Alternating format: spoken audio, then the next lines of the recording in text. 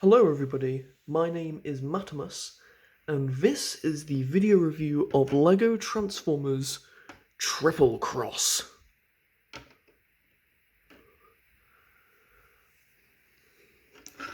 I am back, ladies and gentlemen. I'm going off the cuff, there isn't a script. So, yes, I am back. Without further ado, let's get ourselves started. Triplecross is a LEGO Transformer that I created a while ago, actually. But recently, I made a couple of updates to it because I didn't think it was that good looking. He was based off a figure that I built around 4-5 years ago, but this version is a lot better. You probably saw the 3 different animals at the start, and yes, that's where Triplecross gets his name. He's 3 different animals. The bird, the gorilla, and the snake. A little bit of a backstory here. Triplecross is a result of one of Shockwave's experiments. After Triplecross fatally lost his spark during an Autobot ambush, Shockwave managed to save him. But because, it's Shockwave and his experiments, one became 3. His spark had managed to somehow be into three different robots, each with their own personality, a piece of the overall pie. They all have different personalities, but if there's one thing that they all have in common, it is that they want to defeat the Autobots. After Megatron had started the Great Decepticon War, Triplecross stayed behind and became a gladiatorial champion in the Pits of Kaon. This was before the accident happened, however. Now, with his newfound powers, Triplecross aims to show the Autobots who's truly powerful, and to serve by Megatron's side as his newfound friend. Or something. So we're going to be taking a look, starting with the gorilla. So the gorilla is here in its beast mode so far. And as you can see, it's a brown gorilla, got blue for the eyes. We've got this whole piece which will be useful for the transformation. The front, not claw, like hands, claws are here. The back legs are here. Back half snaps off like that. But you can rotate. You can rotate the legs forward and back. But it's more useful for the transformation. His head's got some articulation. His head's on a ball joint. And his arms can move side to side, like this.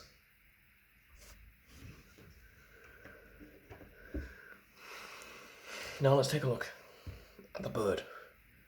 So here is the bird in its beast mode. I'd say it came out pretty well despite the limitations. Yeah, there's his head. So here's the tail. Tail's articulated. Can rotate like this. Wings can also move around a bit, so they can go back and forth, like so. Head can look up, can look down, and these can also move. Pretty well articulated, personally. Finally, we come to the snake. The snake is really long. He's curled up like this for a reason, because I don't think he'll fit normally if I transform him now. He's got plenty of articulation, especially with these hinges. His mouth can open and close. So, like I said, you can really get him into some good poses. So his mouth can move, his head can move up and down. It can rotate side to side. Close that up. And then here is his tail, which which is by this section, which is pretty obviously Triplecross becomes the arms. So there's the snake. Right. Time for one of my favourite and not so favourite parts of this whole experience, the transformation. Triplecross has a pretty difficult transformation. Not in the way you would think, however. All three have their own unique gimmicks that kind of make it more difficult to transform. Especially the bird, which is on a whole nother level, but I'll talk about the bird when I get to the bird. We're starting with the gorilla. The first thing we're going to do, and I apologise if my hands get in the way, first thing we're going to do is that we're going to take the gorilla's head and push it down like this. Then we can snap the head into place, so that locks it out. So it's looking like this. The next thing you need to do is you need to take this T piece here and straighten it out like this. There's a connection on the bird here, and that's where it just slides into. So the arms swing out like this. What you need to do is you need to be very careful about this. Rotate this whole section here like this, and that should give you enough to push. It's a bit of a tight thing. It can sometimes pop off all the way down like this. Do the same on the other side. So like this. That stays up.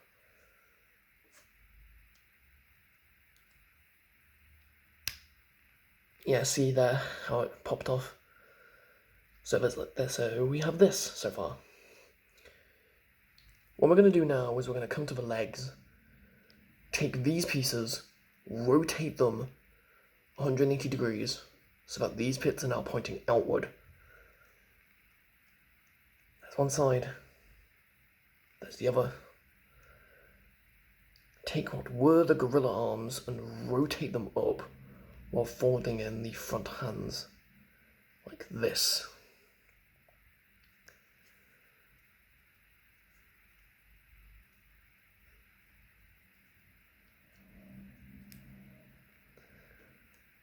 Then what you can do is you can, if you've done it correctly, is fold these up like this, and then don't fold them up just yet.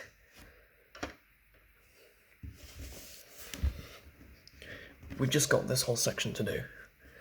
You can do this normally, but I personally think it would be better to just temporarily take it off.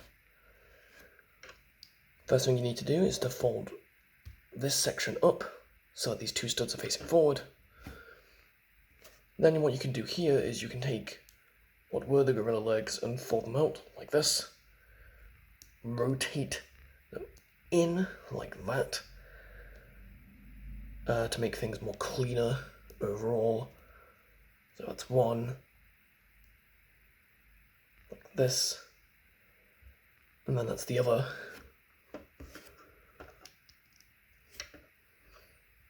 Finally, rotate these sections up, like this, rather than popping off.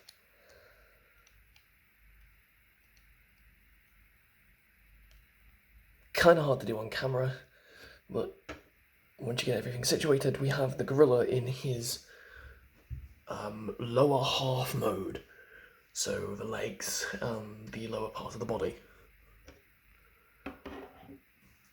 The bird is one of my least favourite parts about this whole combination. You have to do the bird correctly, in a very specific manner, because if you don't, then there's going to be problems. It's a really good transformation and I do like how it works, but you have to do it correctly. You can't just do it in any order. The first thing you want to do is you need to turn to this back section where the head is and fold it out, like this. Then you can take this green section and fold it like that. Fold the head up like this and rotate it. Or you can keep it this way as well, that's fine.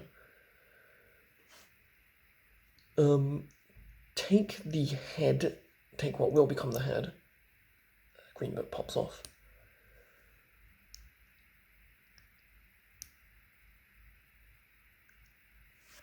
And rotate it 180 degrees so it's facing forward. Like this. Now you can face it like that. The next thing you need to do is you need to take this whole section, fold it down,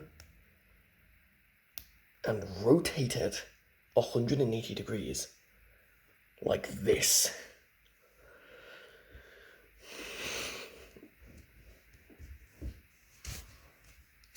Yeah, you can kind of see how fun this whole transformation is going to be. Take what were the bird mode legs and fold the claw pieces like this, and then fold them up into the body. Then what you can do to the bird mode head is take the head, fold it up, and fold it all the way in, like this. This is probably the most difficult part now because you have to rotate this up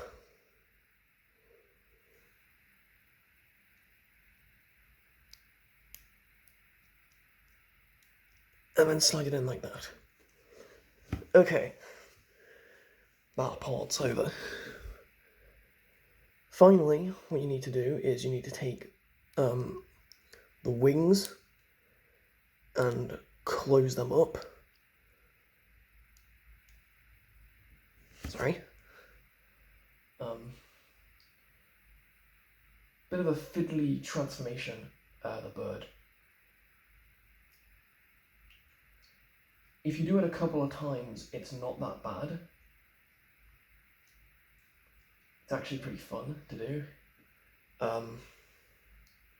Anyway,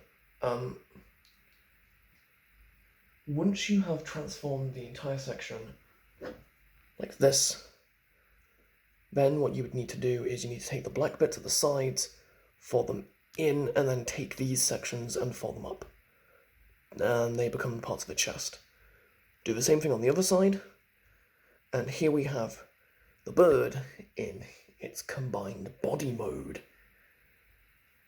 Now that the annoying part's done, we can actually start combining this monster. So, you have to move the camera back a bit. Gorilla. Take the bird, and as you can see here, that will go into this. Like so. And then fold it down. And that's 2 out of 3. Lock that into place. We're now going to do the final part of our transformation, the snake. The snake's actually my favourite. What we're going to do is we're going to close the snake's mouth, and then fold out the snake all the way. All the sections of the snake. Every single one of them.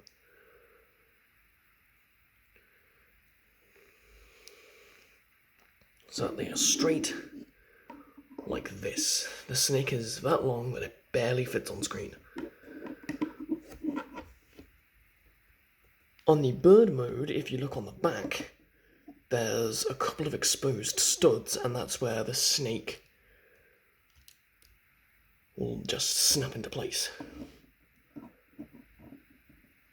I could basically call him done here and just say with his T-posing, but that'd be too easy. Fold these parts of the snake up to become the shoulders. Then what you need to do is you need to fold these parts down, which are separating them from the shoulders. Rotate the head all the way around, fold it down, and snap and put it in like this. the hand is really clever, I think, how it's done. So the thumb is here. Get the three fingers. And then, I don't know how well this is going to come up, but the last bit you need to do is you need to take the part of the tail and rotate it all the way around like this.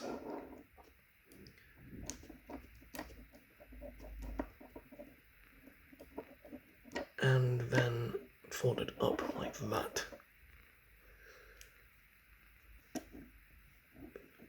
Once you get him situated into place, here we have Triplecross in his robot mode. All three animals work really well together individually, and I like that. But when they all combine together, it's when he truly shines. I really like the result of how this turned out. The colour scheme, the combination process, despite how stressful it can sometimes be. How the snake becomes the arms. I really like how the whole bird transforms, despite it being my least favourite, and I really like how the tail becomes part of his head. I just generally think that's quite funny. Of course, he has plenty of articulation. All of the articulation kept in his snake mode is also here, but he's also got individual fingers, as well as a thumb. His hand can go out really far, like this.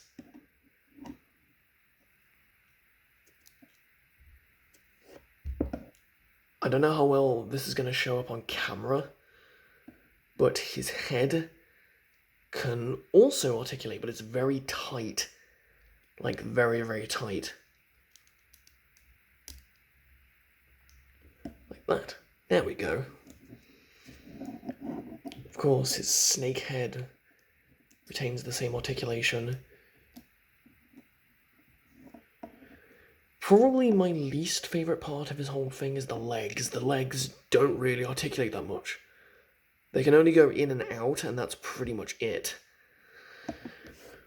But he does, surprisingly, have waist articulation. So that's something cool. For a couple of size comparisons, here he is with Sonic the Hedgehog from the LEGO Ideas Sonic set. Here he is next to a LEGO Star Wars mini kit. And finally, here he is next to the golden disc, which the golden disc he protects when Megatron isn't around. Unlike Starscream, who would probably, try to take it for himself, Triplecross is incredibly loyal and will basically guard that thing with his life.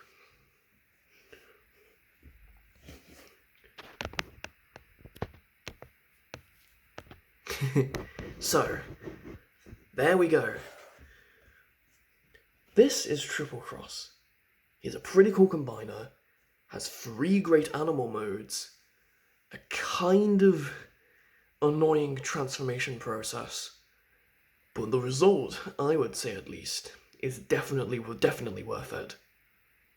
If you've enjoyed this video, consider liking it, comment, and potentially subscribing, because that would really help.